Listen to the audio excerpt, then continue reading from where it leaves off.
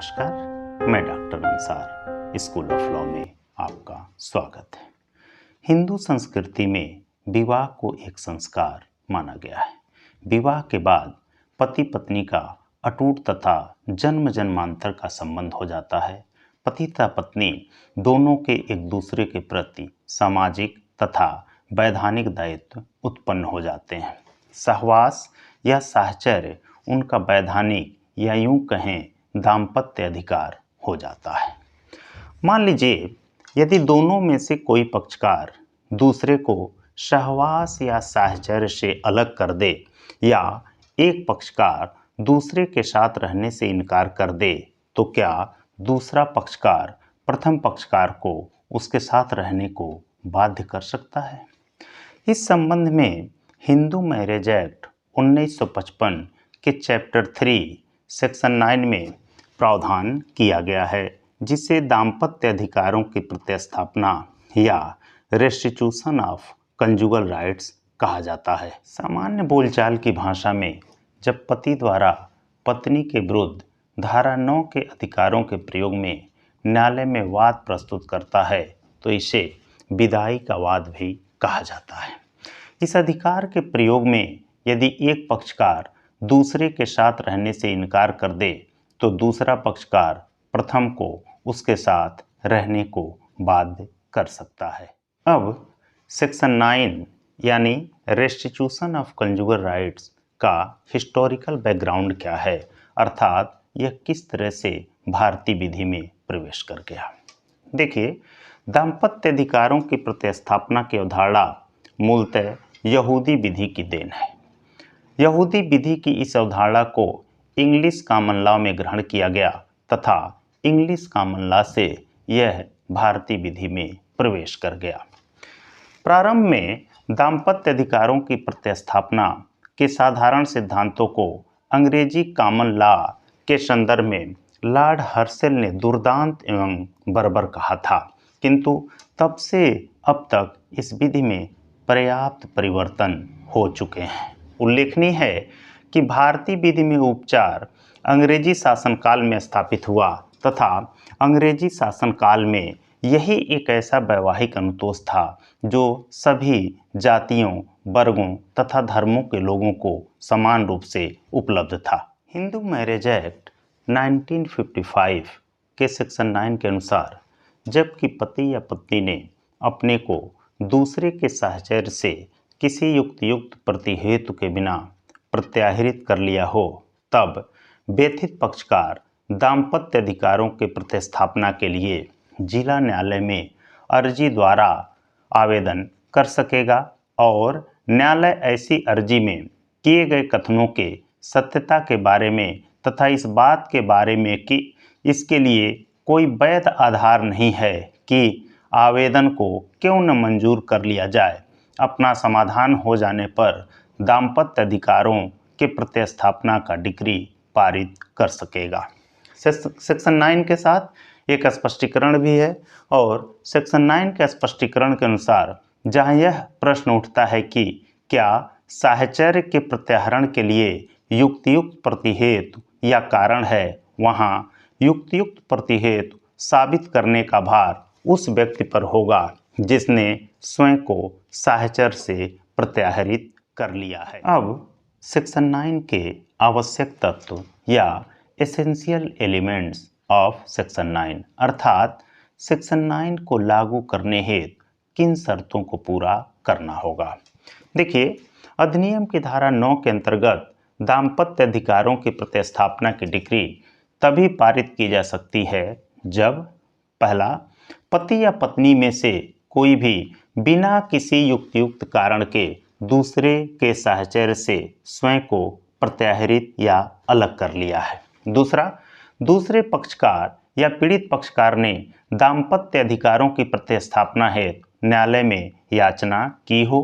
तीसरा, याचिका की सत्यता के बारे में न्यायालय संतुष्ट हो गया हो तथा चौथा, ऐसे आवेदन या याचना को अस्वीकार किए जाने का वैध आधार न हो।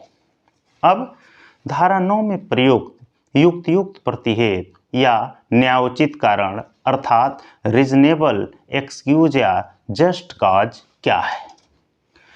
एक पक्षकार द्वारा दूसरे से अलग रहने का युक्तियुक्त या न्यायोचित कारण है या नहीं, इसे न्यायालय तथ्य तथा परिस्थितियों और प्रस्तुत साक्ष्य के आधार पर निर्धारित कर सकेंगे।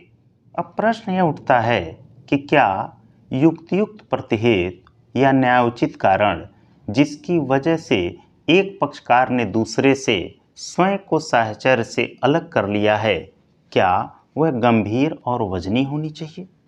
इस विषय पर विचार सर्वप्रथम टिमिन्स बनाम टिमिन्स 1953 टू AER के मामले में कोर्ट ऑफ अपील द्वारा किया गया। इस मामले में कोर्ट ऑफ अपील द्वारा यह निर्धारित किया गया कि पति ने भले ही क्रूरता का कृत्य न किया हो, परंतु उसका कृत्य इतना गंभीर और वजनी है कि पत्नी को उसे छोड़ने का विधिमान्य कारण था। ऐसी स्थिति में एक पक्षकार दूसरे पक्षकार से स्वयं को अलग कर सकता है। देखिए, उच्चतम न्यायालय तथा विभिन्न उच्च न्यायालयों ने अपने विभिन्न न्यायिक निर्णयों के माध्यम से अलग रहने का कई युक्तियुक्त कारण माना है। पहला, पति द्वारा पत्नी पर चरित्रहीनता का आरोप लगाना, अर्थात यदि पति पत्नी पर चरित्रहीनता को आरोप लगाता है तो यह युक्तियुक्त कारण अलग होने का माना जाएगा। दूसरा, पति का अन्य स्त्री के साथ निवास करना या रहना, अर्थात यदि पति किसी अन्य स्त्री के साथ निवास कर रहा है या रह रहा है तो यह भी पत्नी का अलग होने का युक्तियुक्त कारण होगा। तीसरा, बिना युक्तियुक्त कारण के वैवाहिक संभोग से इनकार कर देना। चौथा है गंभीर और अभद्र व्यवहार। अगर गंभीर और अभद्र व्यवहार किसी के द्वारा किया जा रहा है तो दूसरा पक्षकार स्वयं को अलग कर सकता है। पांचवा है याचिकाकर्ता का ऐसा व्यवहार जो प्रत्यर्थी के मन में भय या आशंका उत्पन्न कर दे कि इसके साथ रहना अब खतरे से खाली नहीं है। छठा, ऐसा कोई व्यवहार जो प्रत्यर्थी को याचिकाकर्ता के साथ रहना कठिन या असंभव बना दे। सातवां, अत्यधिक मद्यपान जिससे वैवाहिक कर्तव्यों का पालन असंभव हो जाए। आठवां, अप्राकृतिक मैथुन। नौवां, मानसिक विकृतता के कारण मारने पीटने की आशंका हो जाना। दसवां, पृथक रहने का पक्षकारों द्वारा आपस में समझौता कर लेना। 11वां, लगभग क्रूरता जैसा व्यवहार। और 12वां है आर्थिक स्थिति के विपरीत जाकर के व्यय करना। अब प्रश्न ये उठता है कि अगर कोई पत्नी नौकरी के कारण यानी सर्विस के कारण पति से अलग रह रही हो तो क्या यह साहचर्य से अलग होना माना जाएगा? इस पे एक बड़ा महत्वपूर्ण केस है और उस केस का नाम है तीरथ कौर बनाम कृपाल सिंह। देखिए, तीरथ कौर बनाम कृपाल सिंह 1962 पंजाब एंड हरियाणा के मामले में पंजाब एवं हरियाणा उच्च न्यायालय के न्यायाधीश जस्टिस ग्रोवर ने एक बड़ी ही महत्वपूर्ण बात कही। जस्टिस ग्रोवर ने कहा कि स्त्री पुरुष के बीच नियोजन के अवसर की समानता के इस युग में पत्नी द्वारा नौकरी करने और नौकरी की वजह से पति से अलग हो जाने तथा पति द्वारा नौकरी छोड़ने को कहने के बावजूद भी पत्नी द्वारा नौकरी किए जाने को पत्नी द्वारा पति को साहचर्य से अलग करना नहीं माना जाएगा।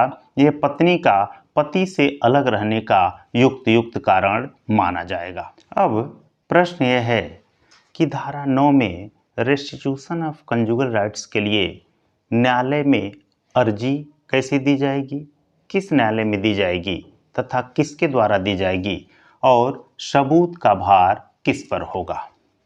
देखिए, अधिनियम के अधीन दाम्पत्य अधिकारों की प्रतिस्थापना के लिए जो अर्जी दी जाएगी वह इसी अधिनियम के सेक्शन 3B में यथा परिभाषित जिला न्यायालय में दी जाएगी और यदि संबंधित जिले में फैमिली कोर्ट एक्ट 1984 के अंतर्गत स्थापित परिवार न्यायालय है तो ऐसी स्थिति में अर्जी परिवार न्यायालय को की जाएगी। अब एक और प्रश्न उठता है कि किस जिला न्यायालय या किस परिवार न्यायालय में अर्जी प्रस्तुत की जाएगी। देखिए, इस संबंध में प्रावधान धारा 19 में किया गया है।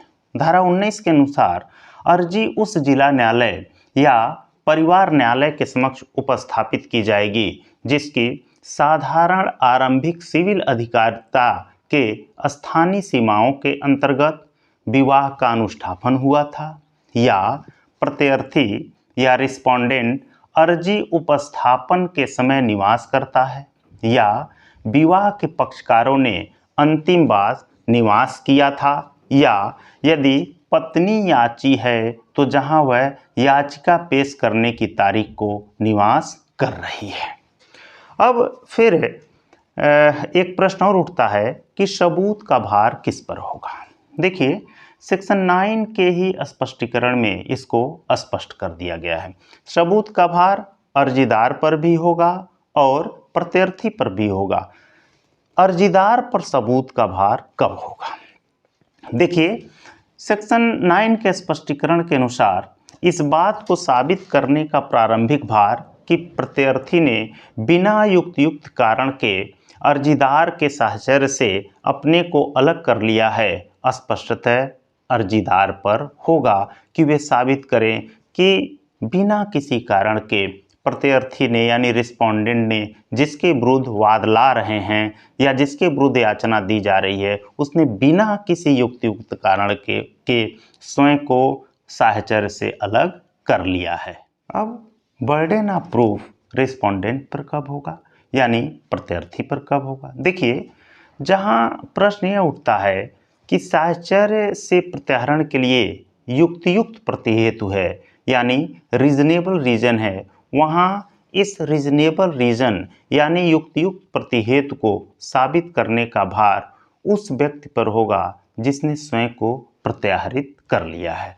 कहने का मतलब यह है कि जब प्रश्न यह उठता है कि जिस पक्षकार ने स्वयं को साहचर्य से प्रत्याहरित किया है, प्रत्याहरण का युक्त कारण है, तो उसे यह साबित करना होगा कि अलग होने का युक्त प्रतिहेतु या युक्त कारण है।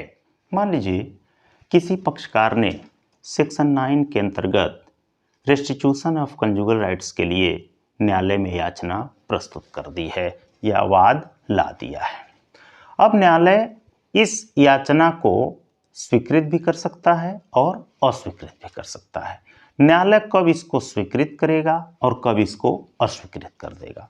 देखिए, धारा 9 को अधिनियम की धारा 23 के साथ पढ़ना होगा। धारा 23 न्यायालय पर यह कर्तव्य अधिरोपित करती है कि वह कतिपय बातों के संबंध में अपना समाधान करने के पश्चात ही दाम्पत्य अधिकारों के प्रतिस्थापना का डिक्री पारित करे।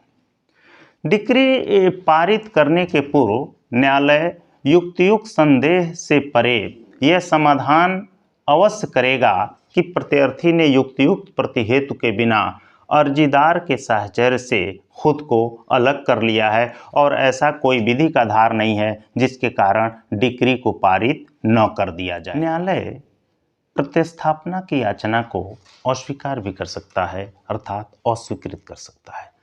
जब न्यायालय किसी प्रतिस्थापना को अस्वीकृत कर देगा तो इसे अस्वीकृत प्रतिस्थापना या रिफ्यूज्ड रेस्टिट्यूशन कहा जाता है। देखिए, न्यायालय द्वारा अनुतोष से इनकार करने के आधार बहुत सारे हो सकते हैं। धारा 23 में इन आधारों को बताया भी गया है। वो कौन कौन से आधार हो सकते हैं? पहला है अर्जीदार से प्रत्यार्थी द्वारा साहचर्य से प्रत्याहरण का युक्त कारण या न्यायोचित कारण। दूसरा, अर्जीदार का कोई ऐसा आचरण या तथ्य जिससे यह प्रकट होता हो कि अर्जीदार स्वयं अपने दोष या निर्योग्यता का फायदा ऐसे अनुतोष के प्रयोजन हेतु उठाना चाह रहा है। तीसरा, प्रत्यार्थी के साथ दुस्संधि। चौथा, कार्रवाई संस्थित करने में अनावश्यक या अनुचित विलंब। पांचवा, पति द्वारा इस अधिनियम के प्रवर्तन के पूर्व एक अन्य स्त्री से विवाह जो धारा 13(2) फर्स्ट की परिधि में आता है। और छठा, पक्षकारों का विवाह बाल विवाह प्रतिषेध अधिनियम के उल्लंघन में हुआ है परंतु पत्नी पूर्ण आयु यदि प्राप्त कर लेती है और पूर्ण आयु प्राप्त करने के बाद भी वह पति के साथ रह रही है तो ऐसी स्थिति में यह आधार स्वीकार नहीं किया जाएगा। अब प्रश्न यह है कि क्या हिंदू मैरिज एक्ट 1955 के सेक्शन 9 में जो दाम्पत्य अधिकारों के प्रतिस्थापना या रेस्टिट्यूशन ऑफ कंजुगल राइट्स की बात की गई है वह संवैधानिक है, अर्थात क्या हिंदू मैरिज एक्ट 1955 में प्रदत्त अधिकार भारतीय संविधान या कॉन्स्टिट्यूशन ऑफ इंडिया के आर्टिकल 14 और 21 का उल्लंघन है। देखिए, इस विषय पर 3 केस बड़े महत्वपूर्ण आए। टी सरिथा बनाम वेंकट सुबैया AIR 1983 आंध्र प्रदेश 356। इस मामले में जस्टिस पी चौधरी ने बड़ी महत्वपूर्ण बात कही। जस्टिस पी चौधरी ने अपने निर्णय को सुनाते हुए कहा कि दाम्पत्य अधिकारों की प्रतिस्थापना का अनुतोष घृणित, क्रूर, असभ्य, नृशंस और अमानवीय है। आगे इन्होंने इसको और आगे बढ़ाते हुए कहा कि यह जंगलीपन और बर्बरता से उक्त उपचार है जो मानव गरिमा और एकांतता के अधिकार जो कॉन्स्टिट्यूशन ऑफ इंडिया के आर्टिकल 21 द्वारा संरक्षित है का हनन करता है। परंतु हरविंदर कौर बनाम हरमिंदर सिंह चौधरी AIR 1984 दिल्ली के मामले में दिल्ली उच्च न्यायालय के न्यायाधीश जस्टिस अवध बिहारी रोहतगी ने आंध्र प्रदेश उच्च न्यायालय के विचारों से असहमति जताई तथा सेक्शन 9 को संविधान विरुद्ध मानने से इनकार कर दिया। सरोज रानी बनाम Sudarshan Kumar Chadha AIR 1984 supreme court के मामले में सुप्रीम कोर्ट ऑफ इंडिया ने दिल्ली हाई कोर्ट द्वारा हरविंदर कौर के मामले में दिए गए निर्णय को सही ठहराया तथा आंध्र प्रदेश हाई कोर्ट द्वारा टी सरिथा में दिए गए निर्णय को पलट दिया। जस्टिस सब्यसाची मुखर्जी ने कहा कि दाम्पत्य अधिकारों के प्रतिस्थापना की डिक्री संविधान के अनुच्छेद 14 और 21 का उल्लंघन नहीं करती है, अर्थात section 9 Hindu marriage act constitution of India के आर्टिकल 14 और 21 के विरुद्ध नहीं है। जस्टिस मुखर्जी ने आगे कहा कि दाम्पत्य अधिकारों के प्रतिस्थापना की डिक्री पति पत्नी को एक साथ रहने के लिए प्रोत्साहित करती है, यह विवाहों को टूटने से रोकती है, अर्थात जस्टिस मुखर्जी ने कहा कि सेक्शन 9 विवाहों को जोड़ती है, यह विवाहों को तोड़ती नहीं है, इसलिए यह कहीं से भी आर्टिकल 14 और 21 का उल्लंघन नहीं है। सेक्शन 9 में दिए गए निर्णय के संबंध में एक और महत्वपूर्ण बात सामने आई कि सेक्शन 9 में दिए गए डिक्री को वर्तमान में प्रत्यर्थी की गिरफ्तारी करके लागू नहीं कराया जा सकता, केवल और केवल प्रत्यर्थी के संपत्ति का कुर्की करके इसे लागू कराया जा सकता है। कहने का मतलब ये है कि सेक्शन 9 में जो डिक्री पारित की गई है उसको लागू कराने हेतु गिरफ्तारी की आवश्यकता नहीं होगी, केवल प्रत्यर्थी के संपत्ति को कुर्क किया जा सकता है, इससे ज़्यादा कुछ भी नहीं किया जा सकता। अब एक महत्वपूर्ण प्रश्न उठता है कि मान लीजिए सेक्शन 9 के तहत न्यायालय ने डिक्री पारित कर दी, अर्थात सेक्शन 9 में रेस्टिट्यूशन ऑफ कंजुगल राइट्स की डिक्री पारित कर दी गई, उसके बाद भी पक्षकारों के बीच साहचर्य प्रारंभ नहीं होता है, तब क्या होगा? देखिए, धारा 9 में पारित डिक्री की दशा में यदि डिक्री पारित करने की तिथि से 1 वर्ष तक पक्षकारों के बीच साहचर्य अर्थात सहवास प्रारंभ नहीं हुआ तो पक्षकारों में से कोई भी हिंदू मैरिज एक्ट 1955 के सेक्शन 13(1)(a) के अंतर्गत विवाह विच्छेद हेतु याचिका प्रस्तुत कर सकता है। इसी के साथ आज के इस एपिसोड को ख़त्म करने की इजाज़त दीजिए। आपको यदि ये एपिसोड पसंद आया है तो मेरे चैनल को लाइक करें, शेयर करें, सब्सक्राइब करें। नमस्कार, जय हिंद।